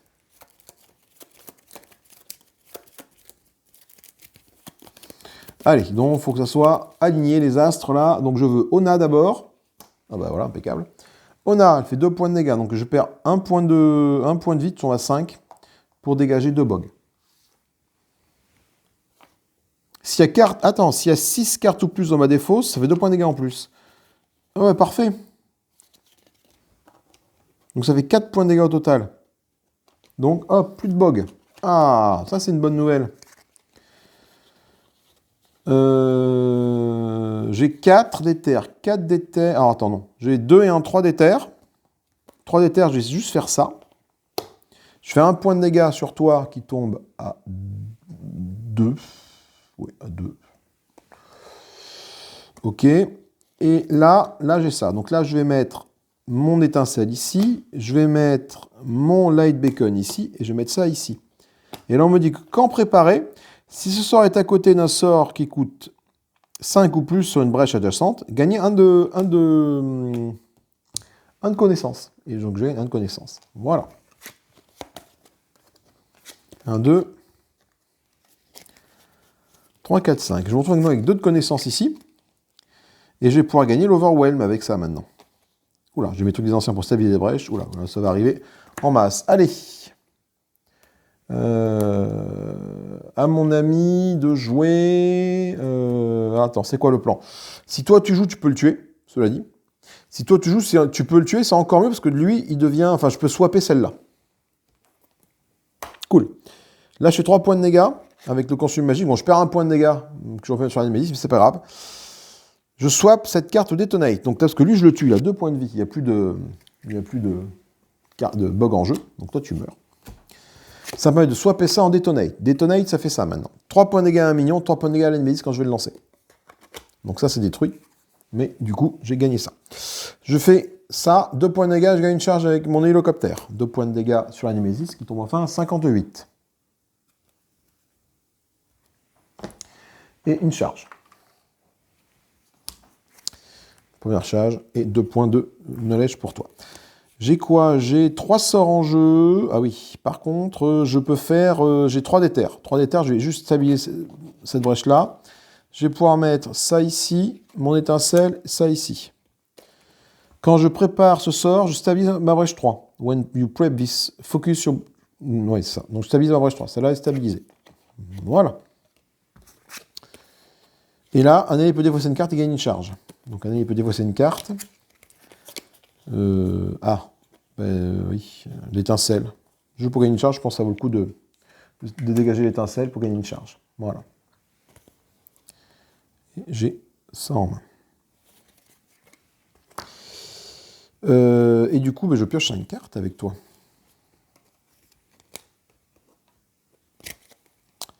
Long shot, mon étincelle, et j'ai mon hélio machin. 3, j'ai que 2 connaissances. J'ai pas gagné de la connaissance là en jouant mes cartes là. Non, j'ai pas gagné de connaissance en jouant mes cartes, non. Oula, Némésis. Alors, elle va nous faire quoi comme saloperie? La Némésie. Ok, une carte basique, donc il y a 2 de puissance dessus. Où sont mes cartes? Où sont mes jetons de token power là? J'ai tout mis dans une seule et même boîte pour tous les tokens Nemesis que j'ai. Et c'est trop le merdier. Ok, déchaîné. Le joueur qui a le plus de charges prend un point de dégâts et il perd toutes ses charges. Ah, merde. Donc il faut que je m'en débarrasse avant. Joueur 2. Oula, oui. Là. Ah, tiens, il y a un truc que j'ai pas fait. Quand préparer ça, faites 3 points. Stabiliser la brèche 3. J'ai oublié de faire stabiliser cette brèche-là. Voilà. Ok. Donc là, je fais 3. Je fais 4. Je peux dépenser 2 de knowledge pour gagner sustain à la place. C'est ce que je vais faire. Je fais 3. Je fais 4. Je fais 5 points de dégâts sur un Némésis. Qui tombe à 53. Donc, ça c'est joué. Ça c'est joué. Ça, je dépense les 2 de connaissances qui sont ici pour swap cette carte-là en sustain. Alors, hop, sustain, c'est où? Sustain, c'est quoi? C'est une habileté, donc ça va passer sous mes cartes habileté. Quand je swap cette carte, je place ça dans la zone d'habileté, ma capacité gagne ce texte en plus. Donc maintenant, à partir de maintenant, je vais préparer un sort de ma défausse en plus quand je vais lancer en capacité ici. J'ai ça en plus pour lancer ça. Ok, je peux stabiliser ma brèche dont le coût est le plus faible. Celle-là, ça l'ouvre. Je peux faire pareil. Celle-là, ça la tourne. J'ai pas de sort. Par contre, du coup, je gagne 1, 2, 3 d'éther. Si j'achète un sort qui coûte 5 ou plus, ce tour-ci, je gagne une carte qui coûte 5 ou plus, ce tour-ci, je gagne 1 de connaissance. Bon, pour l'instant, je n'ai que 3 d'éther. Donc 3 d'éther, je vais pas aller bien loin. 3 d'éther, par contre, je vais peut-être prendre ça pour 3 d'éther. Un sort, précision shot. Je prends un sort. Allez, l'étincelle, attends, je vais remettre mon étincelle en place. Voilà.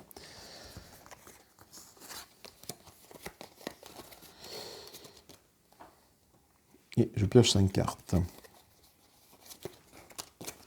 Je me retrouve avec un précision shot et un précision et 4 d'éther. C'est cool parce que 4 d'éther, ça me permet de faire ça. Ça va être intéressant. On va voir si ça vaut le coup ou pas de le faire. Joueur 1. Donc là, je vais le lancer. Ça fait 1 point de dégâts. Ça fait 3 points de dégâts. Ça fait 7 points de dégâts au total. 1, 2, 3, 4, 5, 6, 7. Attends, comme ça. 7 points de dégâts sur un Némésis, ce qui n'est pas dégueulasse. 7 points de dégâts. 1, 2, 3, 4, 5, 6, 7. 46. Voilà. Ok, donc j'ai pas gagné de knowledge, mais du coup, je gagne. J'ai un précision shot qui est ici, un sort qui est ici. J'ai 3 d'éther. Si j'ouvre une brèche ce tour-ci, je gagne 1 de connaissance. Donc je peux changer ça pour un énergie routeur. Et si je gagne une brèche, si j'ouvre une brèche ce tour-ci, je gagne 3 de connaissance. Chance pour moi, j'ai une brèche qui a 3 d'ouverture. Donc j'ouvre celle-là. Donc soyons pas très cons, mettons le précision shot ici, hein, tant qu'à faire, voilà, on peut aller là aussi. Ce qui me permet de gagner 1 de connaissance. Du coup, je suis à 3 de connaissance avec Oren. Ce qui va lui permettre bientôt de remplacer son Iron Scrap par une autre carte. Qu'est-ce que j'ai en main maintenant? Je me retrouve avec mon hélicoptère, je me retrouve avec mon Detonate qui fait beaucoup de dégâts et deux trucs pour améliorer. Un Structure Stabilizer pour 3 de knowledge ou un Ether Infusor pour 2 de knowledge. 2 de connaissance, d'accord. Donc on va voir un peu ce que ça va nous permettre, toutes ces petites cartes. Donc là, normalement, c'est Némésis, là. Oui, Némésis. Donc là, on dégage un petit compteur d'ici et on tire une petite carte. L'arène Swarn 2 fois ou un joueur subit 4 points de dégâts. Alors 4 points de dégâts, c'est un peu compliqué parce que je tombe à 6, je tombe à 1, je tombe à 2, je tombe à 1. Donc elle va devoir, Swarn, elle va devoir essayer 2 fois. Donc essayer, comme il y a d'entre 0 et 3, elle met 4 bugs en jeu. 1, 2, ah non, 3, 4, ah non, et du coup là, N'importe quel genre de défaussation préparée, et on met 2 trucs en jeu. 1, 2, et on va défausser l'étincelle. C'est tout. On va mélanger ça pour passer au tour suivant.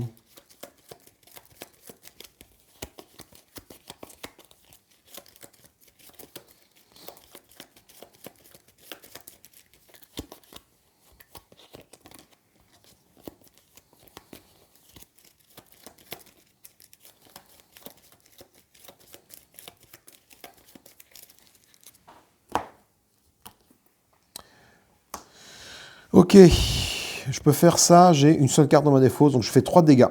3 dégâts, je vais perdre un point de vie pour dégager 3 trucs d'un coup. Voilà. Est-ce que je peux avoir 7 d'éther en main pour dégager cette carte-là? La réponse est non, parce que j'ai 1, 2, 3, et j'ai ça. Donc je mets ça, je mets mon détonate ici. Je mets ça ici. Donc j'ai 3 de connaissances. Je peux dégager, si j'ai 3 sorts préparés ou plus, je gagne 1 de connaissance, j'en ai que 2. Je gagne 2 de connaissances pour changer ça en laser infuseur. Alors il faut que je vois ce que ça fait. Alors donc j'ai le structure stabilizer ou laser infuseur qui peuvent m'aider. Donc ça, c'est une relique. Gravel sonne un point de vie. Ah, je peux attacher. Ah, je peux attacher ça à une brèche. Ça commence à être intéressant parce qu'il y a un truc avec des brèches attachées tout à l'heure. Ah, lui aussi. Ah, d'accord. Ah ouais, c'est bien ça. C'est un des terres quand je lance un sort à partir d'un truc attaché. Et là, Gravel gagne un point de vie. Gravel, pour l'instant, est à 29 points de vie, donc bon, elle prend pas trop de dégâts. Je vais dire que j'ai 3 connaissances, j'ai quand même utilisé le Structure Stabilizer, en fait. Plutôt. Parce qu'il me demande plus d'éther. Donc, plus de connaissances. Donc, du coup, ça fait que j'ai quand même 3 de connaissances. 3 d'éther, je vais gagner un Vodium Spike. Je peux dépenser 3 de connaissances pour changer ça en Structure Stabilizer. Donc ça dégage, et ça devient un Structure Stabilizer qui est ici, qui est une relique. Du coup, quand je vais pouvoir la jouer, je vais l'attacher à n'importe quelle brèche d'un joueur, et ça fera gagner un poignet Revolt. Bon.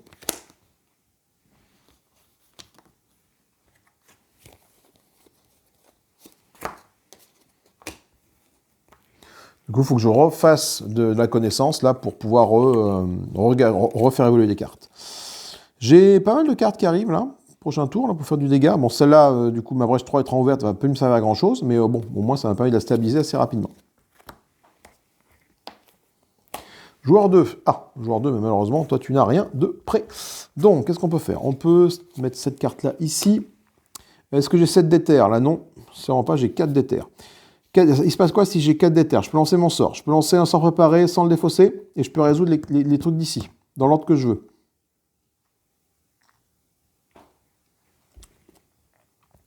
Ça, c'est intéressant. Je vais le faire. Je pense que je vais le faire. Donc pour 4 d'éther, je fais ça. Ok. Donc là, j'utilise ça. Je lance un de mes sorts préparés sans le défausser. Mon précision shot fait 2 points de dégâts et 2 si j'ai plus de 6 cartes dans ma défausse. C'est le cas, j'ai 9 cartes, enfin 12 cartes dans ma défausse. Donc là, ça fait 2 et un 3 et 2 et un 3. Ça fait donc 6 points de dégâts que je fais sur la Némésis. On va tomber à 46. C'est sans défausser le sort. Hein. Ensuite, je résous les habiletés qui sont ici. Je peux gagner un sort préparé qui coûte 5 ou moins, et je peux préparer n'importe quel sort de ma défausse. Alors attends, n'importe quel sort, je peux. Qu'est-ce qui sera intéressant de prendre là? Préparer un sort de ma défausse, je peux peut-être éventuellement.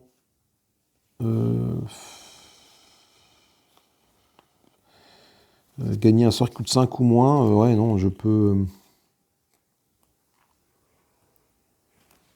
6, ça peut être intéressant. Je peux gagner ça, qui fait 4. Ça arrive dans ma défausse, le Thermal Dirt, et je le prépare du coup avec mon autre habileté. Voilà. Et du coup, en prenant plein de Thermal Dirt, je vais pouvoir gagner des charges en fait. Et du coup, on va lancer ça régulièrement. C'est ce que je me dis dans ma tête. Allez, 1, 2, 3, 4.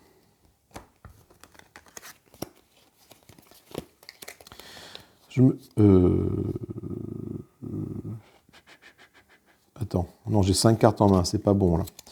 Comme ça, celle-là, elle va là. Voilà. Je me retrouve avec 1, 2, 3, 4 d'éther seulement. J'ai pas assez d'éther pour dégager celle-là. Celle-là, quand elle va faire mal. Ok, donc là, je fais 3 dégâts à un mignon, 3 dégâts à la Némésis. Il n'y a pas de mignon. Je fais 4 dégâts à un mignon, 4 dégâts au téléphone. 4 dégâts à la Némésis. Donc la Némésis tombe à 36. Voilà. Et là, avec ça, 2 dégâts. Donc 34, pardon, pour la Némésis. 34. Et je gagne une charge. J'aurais peut-être pu éventuellement taper sur les 3 bugs qui sont en jeu. Mais bon. Je préparais mes sorts, donc je vais mettre ça ici pour faire du dégât, ça ici pour faire du dégât, ça ici pour faire du dégât, et j'ai 3 d'éther. Pour 3 d'éther, je vais juste gagner une charge. Et oui, c'est là les fameuses brèches attachées. Ok, ça, d'accord, je comprends. Et un allié peut défausser une carte pour gagner une charge. Donc du coup, cet allié, c'est toi, tu vas perdre une étincelle, ça te fait gagner une charge. Ok, et 3, j'ai pris quoi? J'ai rien pris pour 3, qu'est-ce que j'ai fait pour 3? J'ai rien pris pour 3. Je vais rien prendre pour 3. 3, je prends une charge.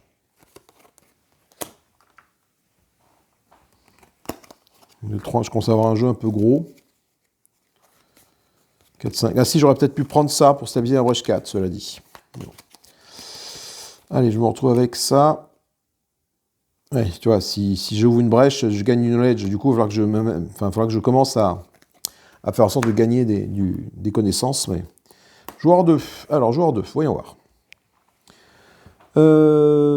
J'ai plus que une carte de ma défausse. Donc, malheureusement, je ne vais pas pouvoir utiliser ça comme je l'ai fait tout à l'heure. Par contre, je vais perdre un point de vie pour dégager cette... Attends, là, sinon, je lui fais 6 points de vie à la Némésis, cela dit. 6 points de vie, ce qui n'est pas dégueulasse, elle tombera à 28. Allez, hop. Tac. Je gagne pas de charge parce que bah, c'est pas la première que je lance. C'est la première. Voilà. J'ai quoi? J'ai ça et ça va là. Okay. Et je me retrouve avec 3 et un 4. Ou alors 2 et 1 point de dégâts. Donc pour 4, je prends 2 charges. Voilà. Et je mets ça là. Celle-là, je vais la prendre. De toute façon, j'ai pas assez d'éther dans mes mains pour pouvoir me débarrasser des grosses cartes. Donc ma seule chance, entre guillemets, c'est vraiment de rusher la Némésis là, pour faire le plus de dégâts possible. La prochaine main, c'est ça. Némésis, oui, donc du coup ça se déclenche. Alors, déchaîner. Ah putain, mais ouais, mais t'es con. Putain, pas possible, hein. Déchaîner, on met 2 trucs en jeu. Le joueur qui a le plus de charges pour ton point de dégâts, il perd toutes ses charges. Mais franchement, putain, c'est pas possible, hein. Je tombe à 2 points de vie. Et je perds toutes mes charges. Voilà, comment perdre bêtement des charges, en fait. Hop, c'était à l'envers. Oula, alors là, par contre, là, tant que c'est en jeu, on réduit à 1 tous les dégâts faits au deck Némésis, ok. Au mignon, et déchaîner 2 fois, Agribol prend 2 points de dégâts. Ok, bon là je ne peux pas m'en débarrasser de celle-là, donc tant que c'est en jeu, les minions sont vraiment défendus par cette carte-là, mais comme il n'y a pas de minions en jeu pour l'instant, et on parle bien des minions du deck Némésis, hein. Donc toi tu viens pas du deck Némésis, donc pas de souci. Putain, oui, il va te faire foutre, il va bien te faire foutre, c'est normal d'un autre côté. Ok, quand un token est enlevé cette carte-là, Gravol prend 2 points de dégâts. Il a 3 power sur lui. 1.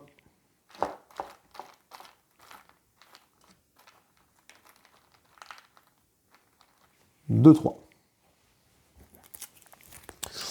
Ok, donc là, Gravol va prendre du dégât à chaque fois. Il faut que je dépense 7 d'éther pour la dégager, cette carte-là. Mais les 7 d'éther, je ne les ai pas. Sachant que j'ai quand même Ona qui n'est plus qu'à 2 points de vie. 2 points de vie pour Ona, c'est embêtant, sachant que je n'ai rien qui soigne. Si, j'ai la brèche, j'ai l'énergie routeur qui est là, qui permettra de soigner un joueur. Donc il va falloir que j'essaie de... Il va faire en sorte que Oren essaie de gagner cette relique-là le plus vite possible. 1. Ok, donc là, il n'y a pas de boss en jeu, de minion en jeu, donc ça, bah, tant pis. Mais ça fait quand même 3 et un 4 points de dégâts. plus 3, 7, et un 8. Ça fait 8 points de dégâts. 8 points de dégâts, je les mets là-dessus. 8 points de dégâts, tombe à 20. C'est une course, là. C'est une course. C'est une course. Là, je vais mettre mon précision shot ici, mon universal ici. J'ai 1, 2, 3 d'éther. Si j'ouvre une brèche ce tour-ci, je peux gagner 1 de connaissance. Maintenant, j'ai pas de quoi ouvrir une brèche ce tour-ci. Donc, ce que je vais faire, c'est que pour 3, je vais prendre pour 2 le tome des anciens qui est ici. Qui va me permettre de commencer à stabiliser cette brèche-là pour pouvoir justement gagner des connaissances en ouvrant mes brèches. Parce que là, si je ne gagne pas de la connaissance, je ne peux pas faire d'amélioration avec lui. Et donc, je ne peux pas gagner des reliques. Gagner ça, voilà. Donc là, j'ai pris celle qui permettait à Greyvolt de gagner un point de vie, mais du coup, bon. Joueur 2, ici. Donc là, je fais 3 et un 4. Et un 5 points de dégâts sur la Némésis. Stabiliseur brèche 3 quand c'est préparé, mais brèche 3 est ouvert. Donc 5 points de dégâts sur la Némésis, tombe à 15. Allez. Ok. Il faut 7 d'éther pour la dégager, celle-là. Ce que je peux faire, c'est jouer ça 2 fois.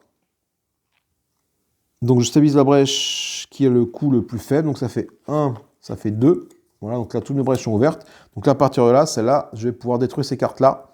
Et détruire jusqu'à 2 cartes de ma main ou de ma défausse. Donc épurer mon deck, ça c'est plutôt intéressant. Je vais mettre mon sort ici, j'ai pas grand chose à faire d'autre. Et je gagne 2 et je gagne 1. Donc je gagne 3 au total. Je peux dépenser 2 pour swapper cette carte-là, mais je n'ai pas de connaissance. Et si j'achète un sort qui coûte 5 ou plus, je gagne une carte qui coûte 5 ou plus, je gagne, sauf que je n'ai que 3 d'éther. Donc pour 3 d'éther, je vais quand même me prendre ça. Je vais me prendre ça pour 3 d'éther. Ah, et ça, je le mets ici. 1, 2, 3, 4. Et un 5. Oula, main toute pourrie. Bah oui, forcément, j'épure pas mon deck, donc forcément, main toute pourrie. Némésis. Aïe, arrive. Ça se déclenche. Ça se déclenche, donc Greyvolt prend 2 points de dégâts. Greyvolt tombe à 27. Je suis assez tranquille du niveau Greyvolt pour l'instant, mais ça peut vite changer. Les machins ont 2 points de vie. Ok, maintenant ils ont 2 points de vie. Les dégâts faits sont régénérés à chaque fin de tour. Immédiatement déchaînée. Et dans 3, elle va esséner. Donc déchaînée, on va rajouter donc 2 bugs en jeu. Voilà. Donc là, Greyvolt prend 5 points de dégâts quand je suis ici. Je pense que il a 15 points de vie, la Némésis. Greyvolt en a 27. Je pense que je peux vraiment me foutre des cartes qui sont là et rusher à fond le truc. Faut que ça passe. Faut que ça passe. Là, je fais 1 point de dégâts, et là, je fais 2 points de dégâts, plus 2 si j'ai au moins 6 cartes dans ma défausse. J'ai 7 cartes dans ma défausse, c'est bon. Donc là, je fais 2 et 1, 3, plus 2 et 1, 3. Je fais 2, 4, 2, je fais 6 et 1, 7 points de dégâts. 7 points de dégâts avec toi, ce qui fait que tu tombes à 8. Allez, on y croit. 8, j'ai dit. 8.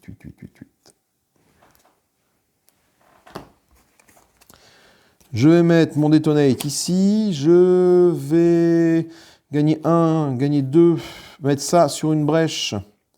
Je vais mettre ça sur ma... Qui c'est qui a joué ou pas, là il reste le joueur 2. Ok. Donc je vais mettre ça sur la brèche ici. Pour que dès qu'on lance un sort, du coup, hop, automatiquement, il se passe ça. Voilà. Un allié peut défausser une carte de sa main pour gagner une charge. Je n'ai pas de connaissance, je peux dépenser 2. Si j'achète un tour sur 6, je gagne 1 de connaissance. J'ai 4 au total. 4, j'ai gagné le consume, ça va de gagner 1 de connaissance. Voilà. Et un allié peut défausser une carte pour gagner une charge. Non, ça n'a pas d'intérêt. Intérêt parce que si je défausse ça, j'en ai besoin. Et si je défausse ça, ça ne fait pas gagner de charge. Donc l'intérêt est plus que limité. Ok. 1, 2, 3. 4, 5. Prochaine main pour toi, c'est ça.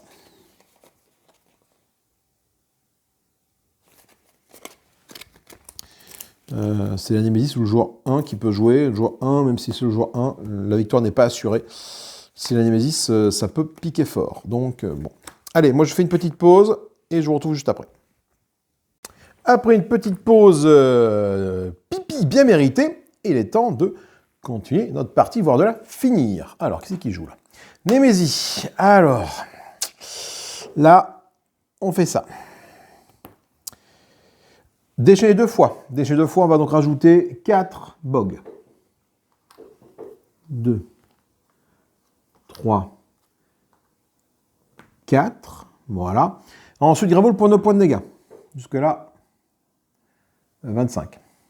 On retire une pastille là, on retire une pastille là. Donc là, jusque-là, pas de souci. On tire une nouvelle carte. C'est un sbire, le Mage Ender. Le joueur avec le plus de brèche subit 2 points de dégâts. Il a 9 points de vie. Je t'avouerai que l'analyse, lui restant plus beaucoup de points de vie, je ne vais pas du tout m'emmerder à le taper. 8 points de vie pour un Némésis.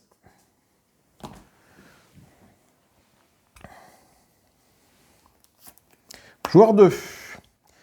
Alors, joueur 2. J'ai rien en bas des fosses. Ce qui fait qu'avec ça, je fais que 3 points de dégâts sur la Némésis. Qui tombe à 5. Je mets ça ici. J'ai 4 d'éther. Pour 4 d'éther, je vais prendre 2 charges. Et je lance. Et je pioche 5 cartes, pardon. Ok, donc là, ce qui fait que là, j'ai 3 et un 4 points de dégâts, et là, 2 et un 3, 1 et un 2 points de dégâts, ce qui fait que comme il a 5 points de vie, si mes joueurs jouent dans le bon sens, c'est bon. Sinon, des joueurs prennent 2 points de dégâts, ah oui, ça va être assez embêtant, parce que le Mage Ender qui est là-bas, il fait que le joueur qui a le plus de brèches ouvertes prend 2 points de dégâts, c'est Ona. Donc elle va prendre 2 points de dégâts, ce qui fait qu'elle va être épuisé. Donc, va se déclencher des effets Némésis. Encore un coup. Ouh là là. Donc, il ne faudrait pas que la Némésis joue. Je ne vous cache pas. Donc, ça a été joué, ça va.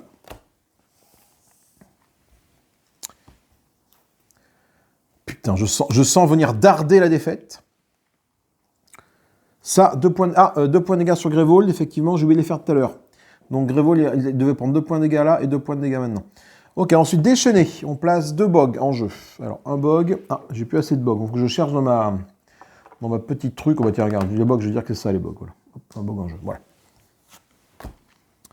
Oh là là, ça pue, ça sent la défaite, bordel à cul. Ça dégage. Là, le joueur qui a le plus de points de dégâts, le plus de brèches ouvertes, prend 2 points de dégâts. Tu prends 2 points de dégâts, tu tombes à 0, tu es épuisé. Tu perds tes 2 charges. Toutes tes charges, tu perds une brèche. Et lui, il déchaîne 2 fois. Donc, déchaîne 2 fois, il rajoute 2 bogs, ici. Alors, je ne sais plus où sont mes tokens de bogs, hein, donc... faudrait que je les cherche, en fait. Faites voir où est-ce qu'ils sont. J'en ai un, ils doivent pas être bien loin, cela dit. Il m'en manque 3.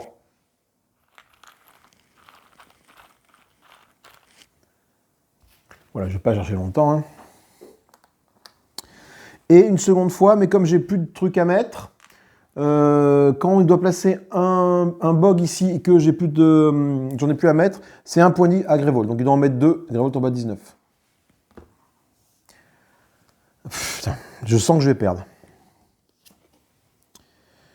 Pour dégager, perdre 4 charges, la Reine Carapace SN se déchaîne et RSM derrière. Donc là, c'est bien simple. C'est la Némésis qui joue, j'ai perdu. Parce que là, la Reine Carapace va SNer, ici, quand ça va se déclencher.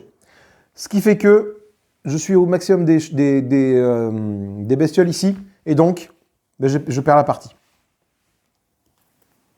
Ah ma putain. Charles. Oh bordel, c'est pas possible. Allez. Perdu. Putain, on s'est fait poutrer par la Reine Carapace, quoi. J'aurais dû gérer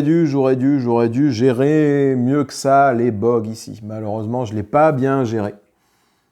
Donc, je l'ai dans le cul. Pas d'autre mot. Dans le fion, dans l'anus, dans tout ce que vous voulez, mais ça picote. Oh là là là là là là là là là.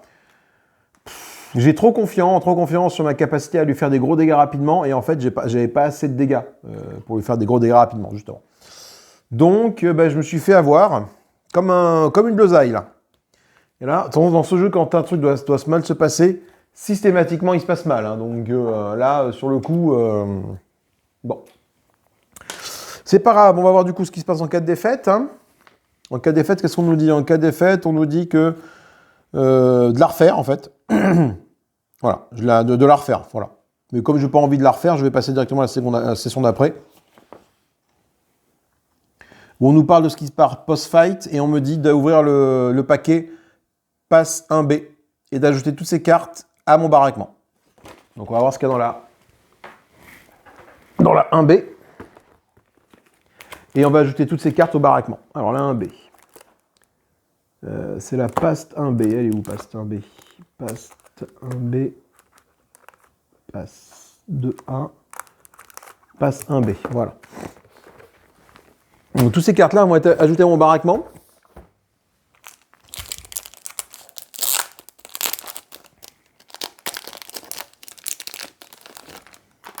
Alors, on rajoute quoi? On va rajouter des sorts, une relique, pardon. On va gagner du coup dans mon baraquement pour la partie d'après, j'aurai donc tout ce que j'ai ici, plus ce que j'ai comme possibilité là. Donc à savoir, l'Inscrutable Artifact. Un joueur peut lancer un sort préparé qui coûte 5 ou moins sans le défausser. Si j'ai 3 de vie ou moins, je change ça en Aterune. Aterune, là voilà, c'est celle-là. Donc c'est un artefact du coup qui a une valeur de 8, mais qui est uniquement disponible dans la swap zone. Gagne une charge, lancer le sort d'un sort préparé sans le défausser. Voilà, donc ça, c'est l'upgrade de ça. Ensuite, j'ai un sort. Le Cavernous Maw. Ça fait 2 points de dégâts. Je peux détruire une carte de ma main qui coûte 4 ou plus. De ma défausse, pardon, qui coûte 4 ou plus. Si je le fais, je swap cette carte-là contre un Dragon de Flair et je le passe au sommet de mon deck. Donc je peux changer ça contre un Dragon de Flair qui est ici, qui fait 5 points de dégâts. Très très puissant. Donc j'ai une relique que je peux swapper, que je gagne, et je gagne ça. Et je trouve des trésors, donc à rajouter à mon baraquement. Donc que des trésors de niveau 1, je trouve 5 trésors de niveau 1. Lyco Carnivus Sunflower, gagner 1 ou dépenser 1 pour détruire une carte de ma main. C'est une gemme. Un trésor, le Giga Rising Tide. Quand je prépare ceci, je gagne 1, ça fait 1 point de dégâts. Traxir Shattered Quartz, gagner 1 d'éther, ou si je focus, si j'ai stabilisé ou préparé une zone ce tour-ci, je peux défausser une carte de ma main pour gagner un sort qui coûte 4 ou moins du marché. Desmoda Void Spork. Quand préparé, je peux rajouter un sort additionnel à la brèche où c'est préparé. Et enfin, le Yakmada Eternal Eye. Quand préparé, je peux ouvrir... Quand préparé, quand j'ouvre une brèche ce tour-ci, je fais 3 points de dégâts. Et c'est un sort qui lance à 1 point de dégâts. Ok. Du coup, pour la prochaine mission, j'ai des trésors qui sont ici, que je vais ajouter à mon baraquement. Ce qui fait que j'aurai droit à tous ces trésors-là, mon marché qui est ici, et éventuellement ces sorts-là, artefacts et sorts. Alors, ce que je propose de faire, c'est effectivement, vu qu'on joue quand même vachement avec le thème du swap, c'est dégager le Precision Shot, tout de suite, pour mettre le Cavernous Maw, et dégager ça, le Manifold Container que je n'ai pas utilisé, pour mettre à la place l'Incrustable Artefact. Et d'avoir ce marché pour le prochain tour. Ce qui fait que ces cartes-là vont aller dans mes cartes bannies. Du coup, je ne pourrai plus les utiliser dans le reste de l'expédition, tout simplement. Voilà, allez, on se retrouve en vue de ma tronche, à tout de suite. Avec quoi je fais une transition? Tiens, transition avec ça. Ok, allez, nous revoilà. Suite à cette défaite, hein, franchement, j'ai été trop confiant, je pense. Hein, mais dans ce jeu, il ne faut jamais être confiant. Quand une merde doit arriver, c'est sûr. Quand 2 cartes Némésis doivent sortir pour se faire part de la partie, c'est obligé que ça se passe mal. Et ben là, ça s'est mal passé encore une fois. Bref, on a quand même pris beaucoup de plaisir à faire cette partie-là. J'avais un peu peur de la lourdeur de la mécanique des cartes swap, en fait. Des cartes swap et des tokens de connaissance, knowledge, là. Mais en fait, finalement, ça se fait pas trop mal. J'avais vraiment un peu peur, parce que du coup, déjà, quand tu lis la notice, il te rajoute donc la zone de swap, la zone de développement, et la zone des habiletés pour le personnage de Ona qui est là-bas. Voilà. Finalement, ça se fait bien, parce que des cartes dans son habileté, on n'a pas 36, on en a 2 ou 3 maximum. Donc pas de problème avec ça, pour rajouter des habiletés. Très bon personnage, Ona, j'ai beaucoup aimé, mais du coup, je pense que pour la prochaine partie, je jouerai avec les 2 autres personnages qui étaient dans l'enveloppe, hein, tout simplement, et je switcherai de l'un à l'autre. Voilà, donc je fais une pseudo-expédition, quoi. Grosso modo, c'est vrai que je pourrais enchaîner les scénarios sans faire d'expédition, en présentant juste la Némésis que je rencontre, et en jouant en mode normal, sans jouer en expédition, mais ça me priverait de vous montrer les trésors que je pourrais débloquer au fur et à mesure.